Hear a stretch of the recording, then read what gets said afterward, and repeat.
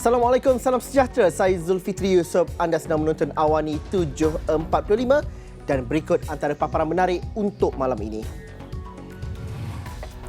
Korban bukan akibat pergaduhan, dakwa Persatuan Sepak Bola Indonesia. UMNO mahu PRU tahun ini, tapi bukan masa banjir. Pembinaan kapal tempur LCS disambung hujung Disember.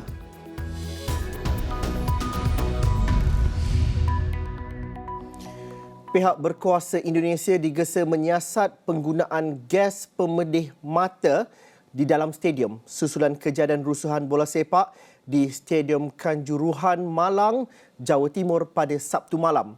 Pengarah Eksekutif Amnesty International Indonesia, Usman Hamid berkata, gas pemedih mata tidak boleh dilepaskan dalam kawasan tertutup mengikut garis panduan Stadium Persekutuan Bola Sepak Antarabangsa FIFA. Dalam satu kenyataan, Usman menambah, gas pemedih mata hanya boleh digunakan untuk menyurai orang ramai apabila keganasan berleluasa berlaku dan selepas kaedah lain gagal. Orang ramai juga, jelas beliau, mesti diberi amaran bahawa gas pemedih mata akan digunakan dan dibenarkan untuk bersurai. Sehubungan itu, FIFA katanya melarang penjaga padang atau polis melepaskan gas pemedih mata di dalam ruang tertutup. Beliau turut menyuruh polis untuk mengkaji semula dasar mengenai penggunaan gas pemedih mata dan senjata kurang maut lain bagi memastikan tragedi yang menyayat hati itu tidak berulang.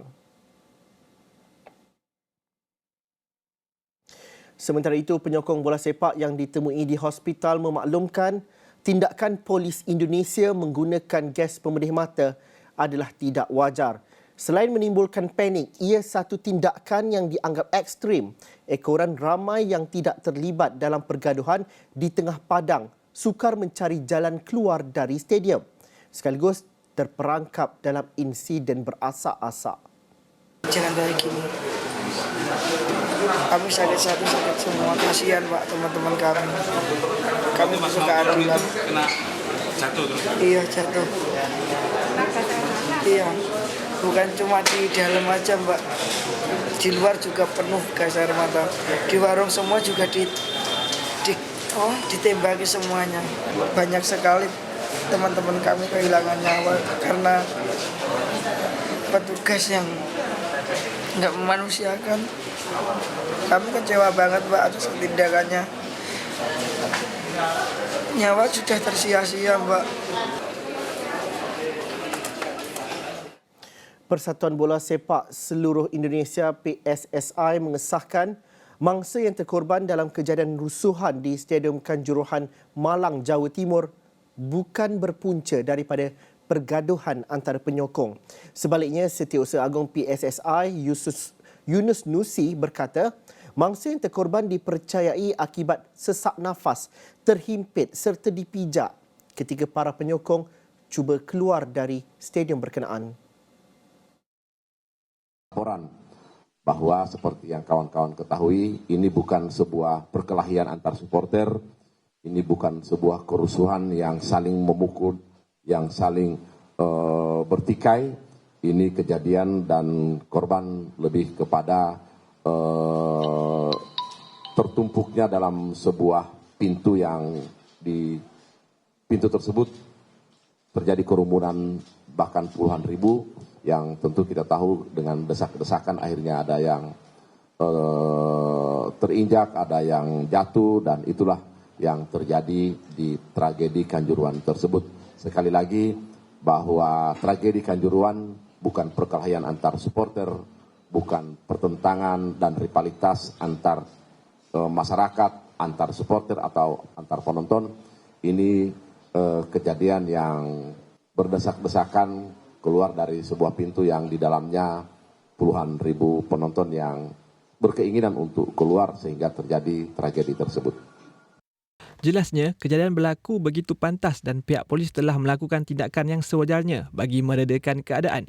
Mengulas lanjut, Yunus berkata, PSSI telah menyerahkan laporan kepada Persekutuan Bola Sepak Antarabangsa FIFA berhubung insiden berkenaan.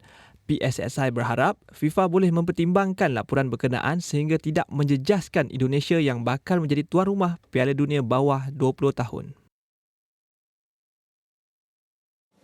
Jangan ambil mudah keselamatan penonton sebelum sehingga selesai perlawanan bola sepak. Demikian tegas penyerang pasukan KL City FC, Safi Salih, yang mengulas mengenai pengalamannya menyaksikan keganasan ketika beraksi dalam Liga Super Indonesia. Beliau berharap aspek keselamatan penonton diperketatkan supaya insiden di Stadium Kanjuruhan Jawa Timur pada Sabtu tidak berulang. Saya pernah menerima kejadian seperti inilah, terutamanya ketika saya bermain dengan Pelita Jaya menentang Persib di laman sendiri ataupun di tempat lawan. Saya menerima penentangan yang hebat daripada fans lah, terutamanya. Mereka lepas bermain tu kami akan diserbu oleh fans masuk ke padang, dan saya terus berlari ke dalam dressing room dan dikawal rapi dengan pegawai keselamatan, terutamanya pihak polis, dan di luar stadium juga mereka membaling batu dan membuat serangan provokasi lah, dan mereka memang sangat fanatik. Biarlah kita melihat ini sebagai teladan untuk kita memperketatkan lagi lah di bahagian keselamatan. Jangan ambil remeh mengenai keselamatan penonton yang ramai. Jika kita ambil perkara ini remeh, dan pastinya akan lebih memburukkan keadaan dan akan mencemarkan nama baik pasukan kita lah, terutamanya nama negara. UMNO meminta pilihan raya umum ke-15 PRU15 diadakan pada tahun ini, tetapi bukan ketika musim banjir. Setiausaha Agung UMNO Datuk Seri Ahmad Mazlan berpendapat sama ada Oktober atau November adalah tempoh sesuai untuk diadakan PRU yang ke-15. Ini berdasarkan data yang diperolehi, katanya taburan hujan ketika 2 bulan itu tidak melebihi secara purata sehingga berlakunya banjir. Beliau yang juga ahli Parlimen Pontian berkata perjumpaan khas bersama 764 wakil UMNO bahagian diadakan pada Selasa depan bertujuan membincangkan persiapan pilihan raya umum.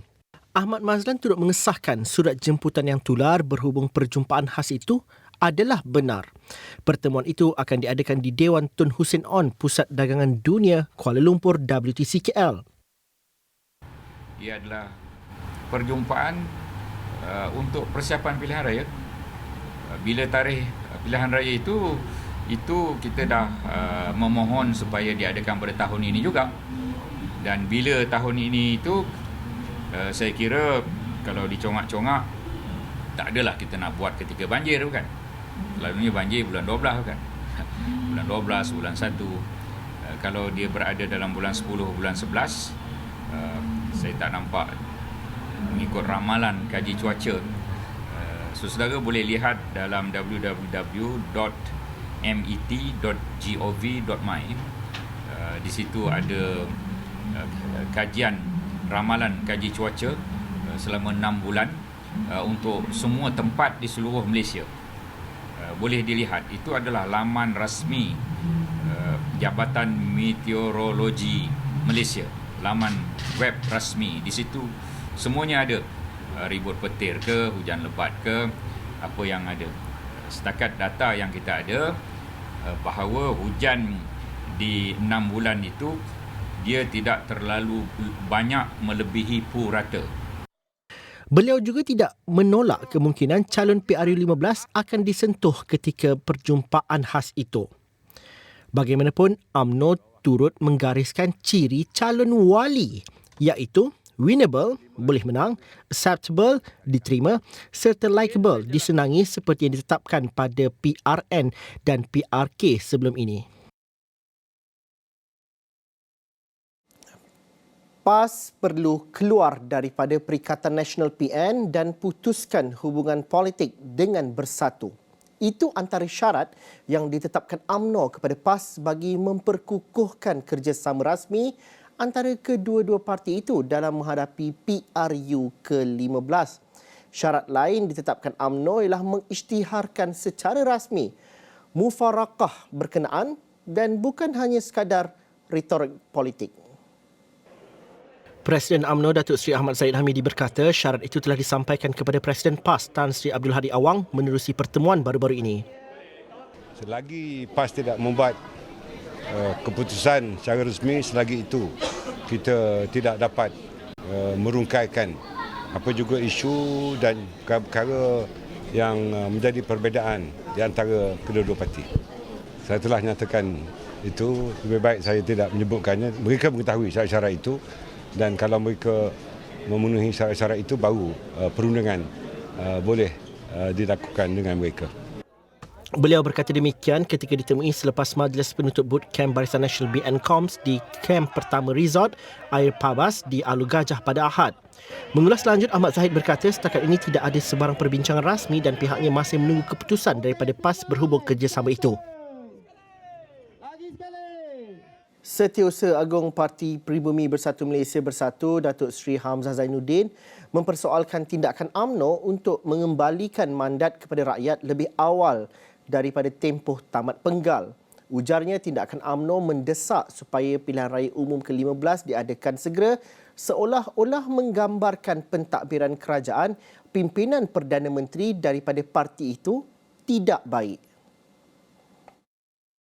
Kalau kerajaan yang ada hari ini baik, sepatutnya dia teruskan sehingga tamat tempoh. Tapi kalau UMNO kata, oh tidak, ini kerana kerajaan tak baik dan dipimpin oleh Perdana Menteri UMNO sendiri, sebab tu dia push supaya ada kerajaan yang baru. Maknanya nak suruh rakyat lantiklah kerajaan baru, tak payah lagi Perdana Menteri daripada UMNO. Kerana Perdana Menteri UMNO ni tak boleh, nak kena cari yang baru. Apakah itu tujuan dan matlamat mereka? Saya tak tahulah. Tambahnya, berdasarkan Perlembagaan Malaysia, perlu ada perbincangan bersama anggota Kabinet sebelum Perdana Menteri menasihatkan Agong untuk membubarkan Parlimen. Ini kerana kerajaan yang ada pada hari ini bukan milik tunggal UMNO tetapi gabungan beberapa parti. Dulu-dulu tak payah kerana ia dominan satu parti saja, Barisan Nasional. Sekarang ini banyak parti dalam kerajaan. Jadi dia kena ambil pandangan daripada Kabinet sebelum membuat keputusan. Kerana ada dalam perlembagaan. Ada orang kata, tak boleh sebab Perdana Menteri itu berkuasa. Dia boleh pecat semua ni untuk dia buat keputusan. Tak apalah, dia pecat sahaja menteri-menteri yang lain daripada parti beliau. Maknanya dia sudah hilang majoriti. Bila dia hilang majoriti, dia tak boleh nasihat agung lagi. Beliau berkata demikian selepas sesi Town Hall program Kita Demi Negara di Kota Kinabalu pada Ahad.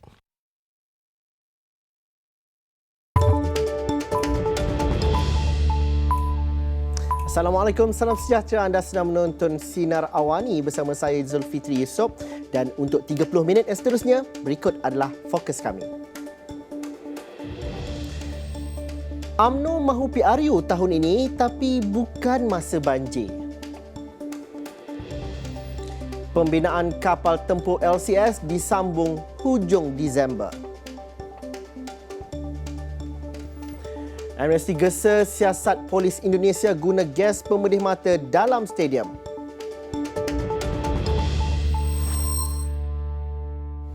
Fasa mobilisasi projek kapal tempur pesisir LCS untuk Tentera Laut Diraja Malaysia TLDM selama 6 bulan bermula Jun lepas menunjukkan perkembangan positif dan berjalan lancar selari dengan syur oleh beberapa pihak berkepentingan.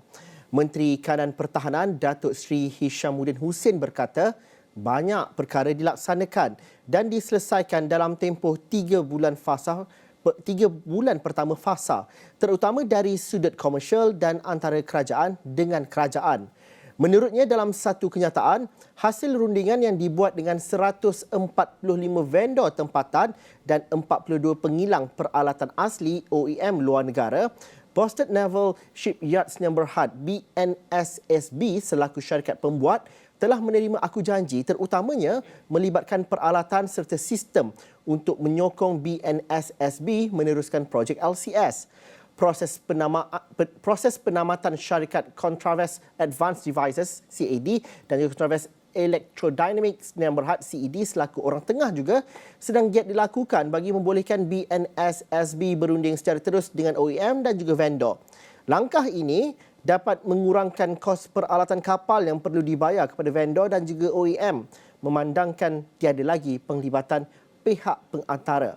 Hishamuddin berkata bagi tujuan penstrukturan semula hutang, BNSSB juga giat berunding dengan 9 institusi perbankan dan ia dijangka akan dimuktamadkan dalam tempoh mobilisasi.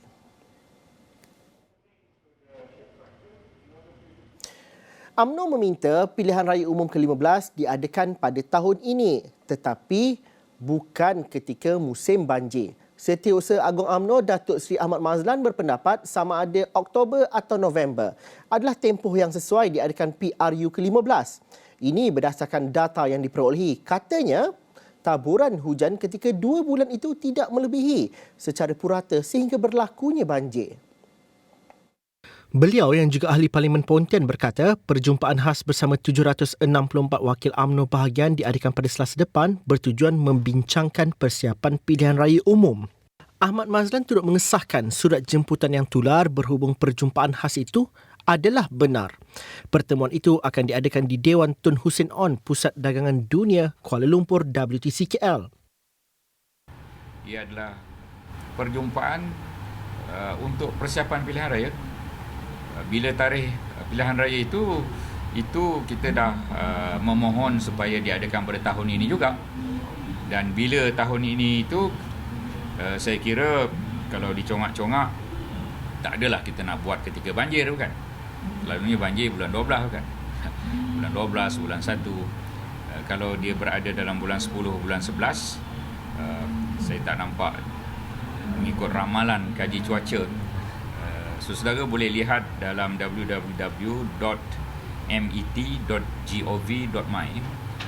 Di situ ada kajian ramalan kaji cuaca selama 6 bulan untuk semua tempat di seluruh Malaysia.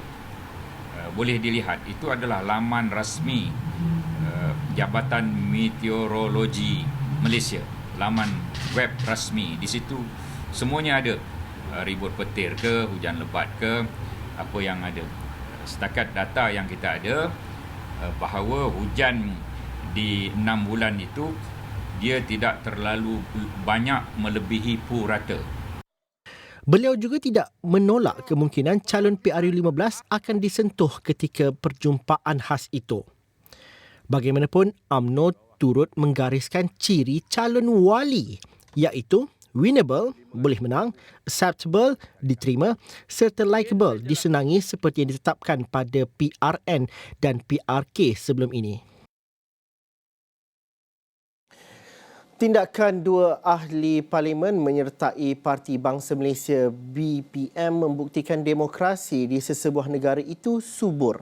Jelas ahli Majlis Pimpinan Tertinggi Bersatu, Datuk Seri Muhammad Azmin Ali, perkara itu terserah kepada hak masing-masing dan biar rakyat yang menilai kerana beliau sendiri tidak pernah lompat parti. Saya tak tahu lah, itu terpulang individu. Finally, let the rakyat decide. I shared with you today, openly, I never jump party. Okay? So please, perbetulkan kenyataan. Saya tidak pernah melompat parti. But myself and my team, all of them were sacked from the party. Tak apalah. Sebab dia nak gunakan kuasa veto dan kuasa dictatorship dia. Tak apa. But then, I have to decide what is the future of my political career.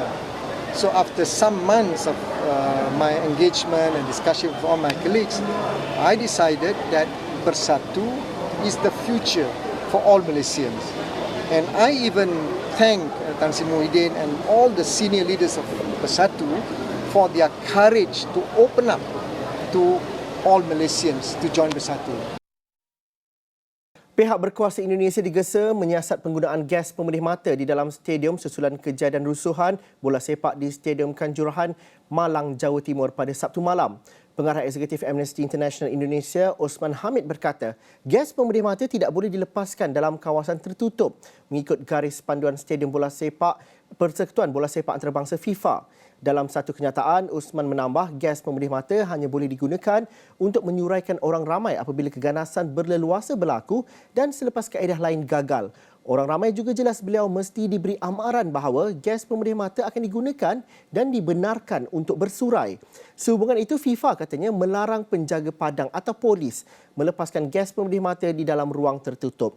Osman menambah pihak yang didapati bersalah melanggar peraturan yang ditetapkan perlu dihadapkan ke muka pengadilan dan tidak hanya menerima sekatan secara dalaman atau pentadbiran sahaja.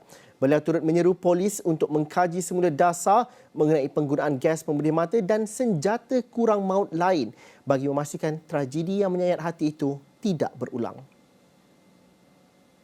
Kerajaan Indonesia mengarahkan Persatuan Bola Sepak Seluruh Indonesia PSSI menghentikan sementara perlawanan bola sepak Liga 1 sehingga prosedur penilaian dan keselamatan dilakukan susulan kejadian rusuhan bola sepak di Stadium Kanjuruhan Malang, Jawa Timur. Presidennya Joko Widodo turut mengeluarkan arahan agar Ketua Polis Indonesia menyiasat secara menyeluruh punca kejadian yang mengakibatkan hampir 200 individu terkorban. Dalam rakaman video, Jokowi turut menzahirkan rasa kesal terhadap insiden berkenaan. Saya telah meminta Menteri Kesehatan dan Gubernur Jawa Timur untuk memonitor khusus pelayanan medis bagi korban yang sedang dirawat di rumah sakit agar mendapatkan pelayanan terbaik. Saya juga telah perintahkan kepada Menpora, Kapolri, dan Ketua Umum PSSI untuk melakukan evaluasi menyeluruh tentang pelaksanaan pertandingan sepak bola dan juga prosedur pengamanan penyelenggaraannya. Khusus kepada Kapolri, saya minta melakukan investigasi dan mengusut tuntas kasus ini. Untuk itu, saya juga memerintahkan PSSI untuk menghentikan sementara Liga 1 sampai evaluasi dan perbaikan prosedur pengamanan dilakukan. Menurut Ketua Polis Jawa Timur, Niko Afinta, insiden pada malam Sabtu berpunca akibat ketidakpuasan hati sekumpulan penyokong yang menyerbu masuk ke padang. Berlaku pergaduhan yang menyebabkan polis terpaksa melepaskan gas pemedih mata. Rasa kekecewaan itulah yang menggerakkan para penonton turun ke tengah lapangan dan berusaha mencari para pemain dan ofisial untuk menanyakan kenapa sampai kalah atau melampiaskan. Oleh karena itu, pengamanan melakukan upaya-upaya pencegahan dan melakukan pengalihan supaya mereka tidak masuk ke dalam lapangan ataupun mengejar para pemain. Dalam proses yang itu, untuk melakukan upaya-upaya pencegahan sampai dilakukan gas air mata karena sudah anarkis, sudah mulai menyerang petugas, sudah merusak mobil, dan akhirnya karena gas air mata mereka pergi keluar ke satu titik. Bakar dan 2 dirusak, kemudian 5 kendaraan itu berada di... Kedah catat peningkatan kes denggi hampir 3 kali ganda di mana sebanyak 883 kes direkodkan setakat Sabtu lalu, berbanding hanya 391 kes bagi tempoh yang sama pada tahun lalu. Pengerusi Jawatan Kuasa Kesihatan dan Kerajaan Tempatan Negeri, Datuk Dr. Muhammad Hayati Osman berkata, daripada jumlah itu, 2 kematian dicatatkan. 883 kes dengan 2 kematian. Jumlah peningkatan sebanyak 125.8% berbanding 2021 391 kes, iaitu kes meningkat sebanyak 28.2% berbanding 2020. Walaupun begitu, terjadi sedikit penurunan pada 2019 kerana COVID lah. Beliau berkata demikian ketika ditemui selepas program gotong royong Mega 2.0 Perangi Edis peringkat negeri Kedah 2022 di Taman Wira Mergong. Daripada 77 lokasi wabak denggi, 5 kawasan panas berjaya dikawal, 65 wabak sudah tamat, manakala 7 wabak lagi masih aktif. Perangkaan kes denggi di Kedah maklumkan daerah Kota Star mempunyai 3 kawasan wabak yang masih aktif, iaitu di Mergong, Kota Nelayan dan Taman Sri Putra. Dr. Muhammad Hayati turut lahirkan kebimbangan kes denggi akan terus meningkat, terutama pada musim tengkujuh. Katanya berdasarkan rekod beberapa tahun sebelum ini, kes denggi di Kedah meningkat pada musim hujan. Sehubungan itu, beliau berharap penduduk di kawasan yang dikenal pasti lebih kerap membersihkan kawasan perumahan dan kampung yang menjadi tempat pembiakan nyamuk Aedes yang boleh membawa denggi. Sejak COVID-19 melanda Malaysia, isu kesihatan selalunya dijadikan tumpuan utama kerajaan untuk mengembalikan kehidupan rakyat seperti sebelum pandemik. Walaupun kesihatan menjadi tumpuan utama, namun sektor lain seperti pendidikan, ekonomi, sosial dan kebajikan rakyat langsung tidak diketepikan bagi memulihkan negara. Bagi memastikan segala usaha dirancang, diatur dan dilaksanakan sebaiknya, kerajaan menubuhkan Majlis Pemulihan Negara MPN pada 21 Julai 2021 menghimpunkan pakar-pakar dalam pelbagai bidang kritikal. Objektifnya memastikan lebih banyak idea dikongsi bersama dan Pelan Pemulihan Negara PPN dapat dijayakan dengan selamat, teratur dan inklusif demi kesejahteraan Malaysia. Ahli MPN, Datuk Dr. Hartini Zainuddin yang juga aktivis kanak-kanak berkata, MPN sememangnya memerlukan lebih masa untuk melaksanakan semua perkara sebaiknya kerana tidak mungkin ia boleh dilakukan bersendirian tanpa kerjasama banyak pihak. It's not a matter of just money, It's a matter of will. And it's a matter of what is the priority. And if the priority of this country is the recovery and ensuring that every person in Malaysia does well, then everybody has to do its part. Everybody. Not one, not two. Everyone. You and me. And we have to do not just minimum, we have to do maximum. So nak katakan economy, yes, it's about the economy, but it's not just the economy. It's kebajikan, it's welfare, it's health, it's spirit. Malaysians are amazing, but it's been hard for us, ya. Jangan kata negara lain. It's been very hard for Malaysians. Beliau berkata demikian pada sesi temu bual khas bersama media di Kuala Lumpur pada Ahad. Tambah beliau, semua pihak perlu bergabung, tidak boleh bergerak bersendirian dan perlu ada pemimpin untuk menggerakkan usaha sebegitu agar Malaysia pulih seperti dahulu. Selepas hampir 2 tahun ditubuhkan, MPN kini memberi tumpuan kepada pemulihan ekonomi negara dan sedang meneliti PPN 2.0 bagi memastikan ekonomi negara kembali pulih, terutamanya sektor yang paling terjejas akibat COVID-19. Perbadanan Tabung Pendidikan Tinggi Nasional PTPTN terus komited dalam usaha menyebar luas keistimewaan dan manfaat skim simpanan pendidikan nasional Simpan SSPN dengan melancarkan bulan menabung simpan SSPN BMS 2022 buat kali kelima bermula Jumaat.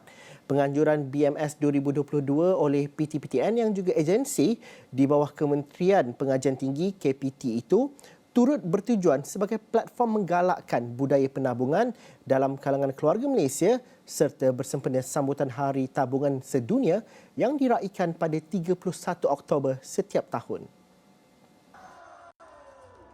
Dilancarkan Menteri Pengajian Tinggi Datuk Seri Dr. Noraini Ahmad, beliau berkata BMS 2022 dijalankan selama 3 hari di pelbagai lokasi di seluruh negara bagi meningkatkan literasi keuangan dalam kalangan masyarakat dengan menabung melalui simpanan SSPN Prime dan simpan SSPN Plus. Dengan tema baharu serta pelbagai aktiviti dan hadiah menarik yang disediakan bersempena program tersebut, beliau berharap BMS 2022 akan mendapat sambutan yang luar biasa selain memberi peluang kepada pengunjung yang membuat simpanan akaun. Pelbagai keistimewaan telah ditawarkan untuk manfaat keluarga Malaysia menerusi simpan SSPN Prime dan juga simpan SSPN Plus.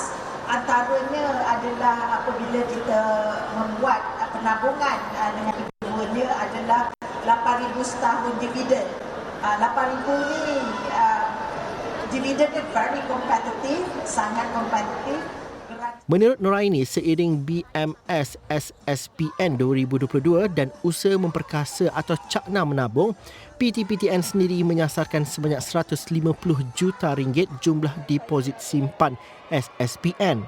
Dalam hal ini, beliau memaklumkan sehingga 31 Ogos lalu, PTPTN telah merekodkan sebanyak 12.81 bilion ringgit deposit simpan SSPN dengan bilangan akaun berjumlah 5.5 juta.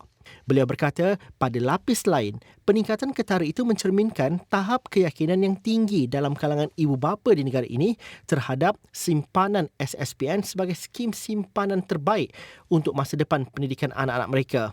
Sementara itu, buat julung kalinya, BMS 2022 menawarkan hadiah wang tunai berjumlah hampir RM50,000 untuk 25 pemenang di peringkat nasional serta hadiah berupa pelbagai barangan yang menarik untuk 84 pemenang di peringkat negeri. Sepanjang BMS SSPN 2022 berlangsung iaitu bermula Jumaat hingga 31 Oktober ini, PTPTN akan turun padang untuk berjumpa dengan orang ramai dalam usaha meningkatkan lagi literasi keuangan dalam kalangan masyarakat. Dapatkan akhbar Sinar Harian esok dengan tajuk muka depan, Kuasa Agung. Pembubaran Parlimen adalah atas permintaan dan bukan nasihat. Sekaligus hanya boleh berlaku sekiranya mendapat perkenan yang di-Bertuan Agong.